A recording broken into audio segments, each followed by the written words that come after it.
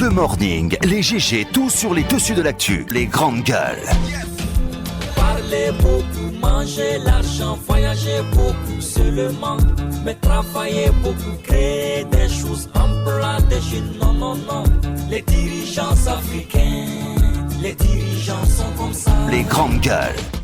Le plaisir de vous savoir nombreux à l'écoute de cette émission. Merci de nous rejoindre dans les grandes gueules.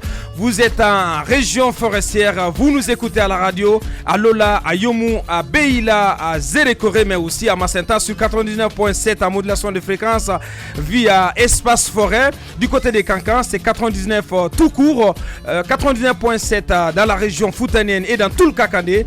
Et du côté de Kindia, c'est Kanyazik, notre média partenaire qui relaie cette émission. Vous avez 3 possibilités pour réagir à nos sujets. Si vous êtes abonné Orange, GG au 8037 ou vous faites le 657 39 13 13. Ça se passe aussi sur notre site internet www.espacefmguinée.info. Merci de nous rejoindre à la une de cette émission. Cet appel à la grève générale illimitée donc lancé par le SLEG d'Abouakar Souma, considérant que depuis le début des négociations, la partie gouvernementale n'a fait aucune proposition sur les 8 millions de francs guinéens. Considérant le manque de volonté manifeste du gouvernement à accéder à la revendication portant sur un salaire de base de 8 millions de francs guinéens, considérant aussi les possibilités financières du pays qui sont énormes, considérant également l'ingérence du gouvernement dans les affaires syndicales à travers des menaces, des intimidations, des violences, arrestations, mutations arbitraires, etc. Le bureau exécutif du SLEG décide de déclencher une grève générale illimitée dans le secteur de l'éducation sur toute l'étendue du territoire national à compter de demain samedi 26 mai. Peut-on lire à l'intérieur de l'avis de grève émis et rendu public hier par le bureau exécutif donc, du SLEG conduit par Aboubacar Souma. C'est donc décidé, le SLEG d'Aboubacar Souma engage à nouveau l'épreuve de force avec le gouvernement après le succès d'une précédente grève qui a abouti à la satisfaction d'une bonne partie de ses revendications. Question ce matin, quelle est l'opportunité de cette grève? Les négociations ont-elles définitivement échoué? On pose toutes ces questions ce matin. Monsieur Oumar Tunkara est le secrétaire général adjoint du SLEG. Il sera avec nous dans ce studio, vous allez l'entendre. Et au téléphone, monsieur Mohamed Traoré, chef de cabinet du ministère de la fonction publique. Également, Elhaj Babadi Kalissa. Il est membre de la Fédération guinéenne des parents d'élèves. Et il sera également au téléphone dans cette émission. C'est donc l'actu majeur au menu de cette émission. Merci de rejoindre l'équipe. Basekou, bonjour. Oui, bonjour Abakar, bonjour à tous. Bonjour Mafoudia. Bonjour Abakar. Bonjour Jacques Léo Aleno. Bonjour Abakar. Et bonjour Antoine Kikbafori Kourma. Bonjour. Bonjour. Bien. Bien, pour commencer, c'était le grand événement de la semaine. Le nouveau Premier ministre, Dr Ibrahima Kassoul Fofana, qui a pris fonction hier, c'était du côté du Petit Palais. On va écouter le nouveau Premier ministre donc, qui essaie de fixer le cap par rapport notamment au dialogue social. Je mesure dans toute son acuité les attentes de mes concitoyens quant à l'amélioration de leurs conditions de vie. Les problématiques de l'emploi et de l'entrepreneuriat jeune, l'épanouissement des femmes, la lutte avec une approche de tolérance zéro contre la corruption sont entre autres les préoccupations majeures de nos citoyens. Je puis vous assurer que ces préoccupations seront au sein de l'agenda du gouvernement. Je prends fonction dans un contexte de rapports difficiles avec certains partenaires sociaux et politiques. Je les invite d'ores et déjà, dans un esprit responsable, au dialogue et à la concertation pour surmonter les difficultés courantes qui en fait ne sont pas propres qu'à la Guinée seulement. Dans cette perspective, le dialogue social sera un axe majeur de l'action gouvernementale. Docteur Ibrahima Kassory, nouveau Premier ministre de la Guinée. Antoine, on vient de l'entendre, il invite les partenaires sociaux au dialogue et à la concertation. Avant cette invite, il y a cette annonce faite par Kassory par rapport à la lutte contre la corruption qui sera selon lui au centre de leurs préoccupations au sein du gouvernement. Tout cela, je les mets au compte d'un discours. Parce que moi, tant que je ne verrai pas des actes concrets dans ce sens, je ne serai pas rassuré par rapport à l'action que va entreprendre le nouveau gouvernement. Parce que la plupart de ceux qu'on nomme à des fonctions nouvellement ont tellement envie de convaincre que parfois on met des choses dans des discours dans le but d'être acclamé, afin que les citoyens aient confiance en vous. Mais pour moi, tant que Kassory, le discours prononcé au Palais de la Colombe n'est pas mis en acte concret, j'estime que ce ne sera que des paroles en l'air qui ne sont pas encore concrétisées. Alors, la lutte contre la corruption, ce n'est pas un discours qui, pour moi, doit rester ainsi. Il faut qu'il y ait des actions concrètes. Mais pour le moment, il faut le dire. Pour le moment, il faut s'engager là-dessus. Mais c'est bien beau de s'engager. J'ai du mal à vous comprendre, mais quand même. Comment vous voulez que la parole se traduise en acte du jour au lendemain? Oui. Vous vous rappelez des propos de Mamadi Youla quand il a pris fonction? Il a fait des promesses, il a dit des choses. Je n'ai pas dit non plus que ça va se réaliser demain. J'ai dit clairement qu'on y est déjà habitué. Bien sûr, on commente une profession de soi, des engagements annoncés par le nouveau Premier ministre. Les ambitions sont nobles. Pourquoi vous voulez douter de tout? Les ambitions sont nobles, c'est bien. Toutes ces annonces, mais tant que ce n'est pas concrétisé, pour l'instant, je reste sceptique quant à une réussite éventuelle de la mission de Les grandes gueules. Par rapport à cette invite faite aux syndicats et autres politiques, aux partenaires sociaux et autres politiques, c'est bien. Et pour moi, c'est pourquoi tout à l'heure on parlera du cas des syndicalistes du SLEG, qui pour moi vont un peu vite en besogne. Un nouveau gouvernement est mis en place. Celui-ci il n'est pas encore mis en place, le nouveau gouvernement. Le PM a été nommé. Voilà. Mais forcément, le PM, c'est pas le gouvernement. Voilà. Il est le chef du gouvernement. On aura cette composition du gouvernement dans les heures à venir. Et donc, tant que ce gouvernement n'est pas encore mis en place, je ne vois pas pourquoi se précipiter à déclencher un mouvement de grève. Les grandes gueules. Fait une main tendue à ces syndicalistes. Pour moi, on aurait dû attendre de voir ce que Kassory entrevoit par rapport à ce dialogue social. Est-ce qu'il en ferait une priorité? On aurait dû attendre de voir. Et donc, ce discours-là, pour moi, est lancé à l'endroit du SLEG et aux autres syndicalistes qui veulent entreprendre des mouvements de grève. Et donc, pour moi, c'est un discours sur le pan du dialogue social qui est rassurant par rapport aux syndicalistes. Bien. Et donc, ça doit, quelque part, les amener à mieux reconsidérer leur position. Bien, allez-y. Les grandes gueules. J'ai eu une lecture tout autre par rapport à ce qu'est la volonté affichée ou affirmée par le nouveau Premier ministre de lutter contre la corruption. Moi, j'aurais aimé, parce que bien entendu, on peut dire que c'est une annonce, il faut attendre encore que les actes soient posés ou ne soient pas posés pour faire une critique. Moi, j'aurais aimé que le Premier ministre commence par montrer l'exemple, par déclarer c'est bien. Il l'aurait fait. Là, il avait la possibilité de le faire pour que hier, ce discours soit vraiment quelque chose qui soit pris très au sérieux. S'il avait commencé par déclarer c'est bien, et puis qu'il venait dire... J'ai pris l'anguille avec un de ses proches, qu'il va le faire après, c'est ça? Shérif de Washington, qui m'a assuré que ça va être fait, que c'est déjà couché avant. Mais ça doit être fait avant. Il devrait le faire avant. Je vous informe simplement. Mais il devrait le faire avant. J'ai dit simplement que Shérif de Washington m'a assuré que c'est déjà couché sur le papier, que ça va être fait dans les jours à venir. Voilà. Je ne demande pas de me lapider. Non, je sais qu'il l'a pas fait. Même pas il devrait le faire avant d'entrer en fonction. Je suis d'accord. Conformément à l'article 36 de notre Constitution. Voilà. Parce que s'il montre l'exemple, tous les ministres qui vont être nommés et qui vont être reconduits, on aura une idée de ce qu'ils ont, de ce qu'ils n'ont pas. Comme ça, on pourra après faire une évaluation le jour qu'ils seront remerciés. Bien. Si la fortune a grossi ou alors c'est resté au même niveau. Voilà, c'est ce que je voulais dire par rapport à la lutte contre la corruption. Maintenant, par rapport au dialogue social, il faut se dire que il est très intelligent. C'est là on dit l'expérience du nouveau Premier ministre. Il sait que c'est là que le précédent a échoué. Mamadi Djoula, si aujourd'hui les gens, si vous voulez, trouvent qu'il n'a rien laissé à la tête du gouvernement ou pas grand-chose véritablement, c'est parce qu'il a échoué à conduire le dialogue social en Guinée. Alors celui qui arrive, c'est bien normal qu'il... Mamadi Djoula qui s'en défend. Hein. Dans un discours de 20 minutes quand même, il a dressé le bilan. Et c'est hier il parle. C'est ce qui m'a étonné. Pendant tout ce temps, on était en train de taper sur lui, il ne parlait pas. Alors qu'il est en train de partir, il se met à parler. Et je pense que c'est un discours qui est arrivé trop en retard. Donc ce que j'ai dit maintenant, donc Kassory trouve que le problème réel, et il est un peu en avance, le problème réel, c'est qu'il y a un problème social aujourd'hui. C'est pourquoi il apporte ces discours. Maintenant, il faut, comme Antoine le dit, aller beaucoup plus comment on appelle ça, dans le concret. Il faut aller dans le concret. Il faut qu'il conduise ce dialogue. Et je crois on peut lui donner le temps.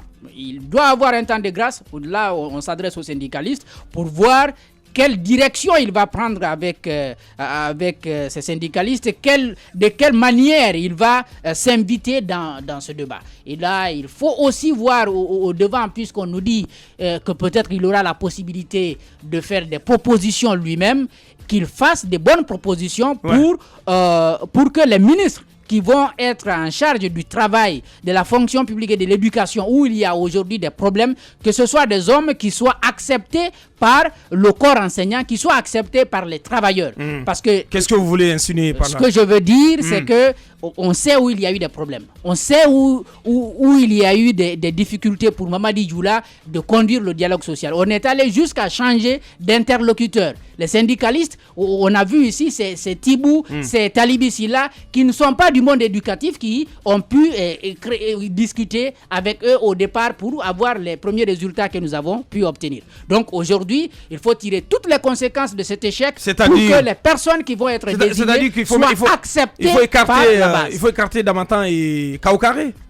L'échec, il est là. Bien. Je ne lâche pas le mot. Merci. Allez-y, Mafoudia. Bien évidemment, écoutez le discours du nouveau Premier ministre et c'est tout à fait normal, c'est logique qu'il nous dise ce qu'il compte faire. Et c'est bien déjà que nous-mêmes, on sache ce à quoi il faut s'attendre pendant les 1 an et demi qu'il aura à gérer au niveau de la primature. Il a parlé de dialogue social, c'est important. Aujourd'hui, on a besoin d'un Premier ministre assez présent dans le dialogue social quand on sait que les 2 derniers qui se sont succédés n'ont pas été à mesure justement de régler les problèmes à ce niveau. Donc ce serait bien, on mise beaucoup plus sur le charisme, sur la personnalité. Donc on espère qu'il va faire preuve de charisme et que justement il va s'impliquer davantage parce que les remous sociaux, il y en aura beaucoup en Guinée. Moi je parie parce qu'à beaucoup de niveaux il y a assez de problèmes. Quand il parle aussi de chômage, d'entrepreneuriat. C'est un véritable problème, donc c'est même pas étonnant qu'il puisse faire de ça aujourd'hui.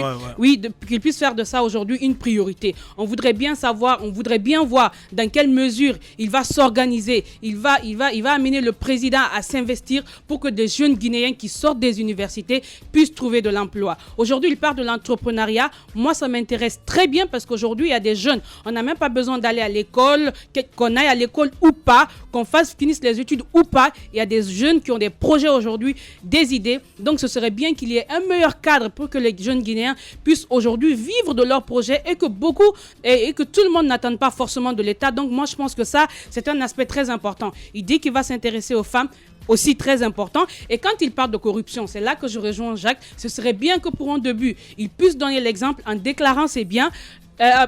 Basekou dit que c'est trop tard, peut-être pas, il n'est jamais trop tard pour bien faire. Il peut déjà déclarer ses biens. Maintenant, pendant la gestion, on connaît la procédure, c'est la Constitution qui le dit. À la fin de son mandat, on fera ici une comparaison entre ce qu'il avait au début et ce qu'il a eu sur une augmentation. Il justifie juste si c'est justifié. Donc, il n'y a pas de problème. La procédure, il est là. Si aujourd'hui, le Premier ministre estime, enfin fait de la lutte contre la corruption une priorité pour son mandat, je pense qu'il devrait commencer par donner l'exemple. Bien. Donc, on ne peut que espérer en tant que Guinéen, vu tout ce que nous connaissons aujourd'hui comme difficulté, qu'il puisse parvenir à atteindre ses objectifs. Mais ce que je veux noter aussi rapidement, c'est ce désordre qu'on a enregistré hier lors de la passation de service. C'est un peu paradoxal, on a quand même une primature. C'est comme la présidence, ce sont des institutions du pays. Lorsqu'une passation comme ça est prévue, on peut confier l'événement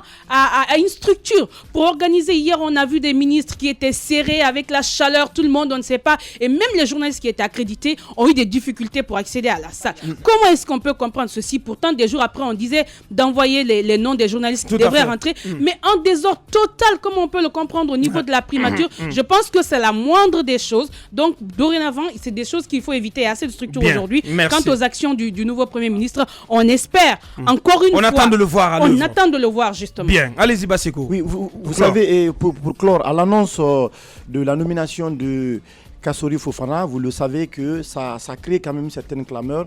On présente l'homme aujourd'hui comme un messie, comme quelqu'un qui va venir pour régler tous les problèmes de la Guinée. Moi, cela me rappelle un peu la nomination de l'ancien Premier ministre, le président du PDN Kouyaté, et qui a été, à mon avis, nommé dans les mêmes conditions parce que les défis étaient véritablement énormes, les enjeux étaient grands, il fallait trouver tout de suite une alternative pour trouver les problèmes, pour trouver des solutions aux problèmes qui se sont posés. Hier, en ce qui concerne la cérémonie, moi je veux noter un élément. Je veux noter un élément, c'est que le Guinéen, c'est difficile pour certains Guinéens de se départir de certaines pratiques démagogiques. Hier, on a commencé à voir, qu'on appelle la naissance, on a commencé à assister à la naissance de certains mouvements de soutien. Hier, c'était très nombreux là-bas hier. Oui, mais c'est encore illustré par des mouvements de soutien des femmes, des jeunes qui sont venus avec des slogans, je ne sais pas quoi, pour soutenir Kassori Fofana. Je veux bien qu'il réussisse dans sa mission parce que aujourd'hui les défis sont énormes. Moi, je veux prendre 2 ou 3 éléments de son discours, surtout les priorités.